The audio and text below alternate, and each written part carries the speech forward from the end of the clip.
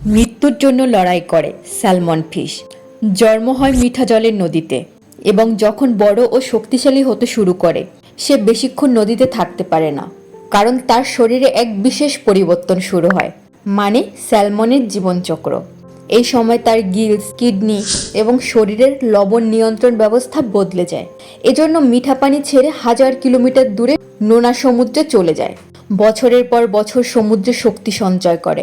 তারপর যখন ডিম ছাড়ার সময় হয় তাকে আবার ফিরতে হয় নিজের জন্মের সেই মিঠা জলের নদীতে, কারণ স্যালমনের ডিম নোনা জলে ঠিকভাবে বাঁচতে পারে না।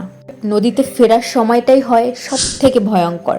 স্রোতের উল্টো দিকে ছুটতে হয়, ঝর্ণা টপকানো, শিকারীদের আক্রমণ, প্রতিটা মুহূর্ত যুদ্ধ। এই সময় তার মুখ বেঁকা হয়ে যায়, বড় দাঁত বের হয়, শরীরের রং বদলে যায়, এমনকি খাওয়াও প্রায় বন্ধ হয়ে যায়। শরীরের সকল শক্তি দিয়ে জন্মানো সেই মিঠা জলের গন্ধ মাথায় রেখে চৌম্বকীয়ভাবে ছুটতে থাকে ঠিক গন্তব্যে। তারা শুধু শক্তি সঞ্চয় করে বাচ্চা জন্মানোর জন্য, এবং তারপরে সকল শক্তি হারিয়ে ফেলে ও মিঠা জলের ভারসাম্য নিতে না পেরে আস্তে আস্তে সব স্যালমন ফিশ মারা পড়তে থাকে। স্যালমনের মৃত্যুর পর তার শরীর থেকে নাইট্রোজেন ও ফসফরাস মাটিতে মিশে যায়, যেটা পুষ্টি হিসেবে কাজ করে।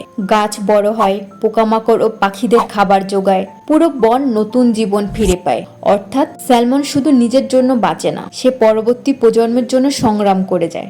এই কারণেই স্যালমন পৃথিবীর সবচেয়ে অসাধারণ মাছগুলোর একটি।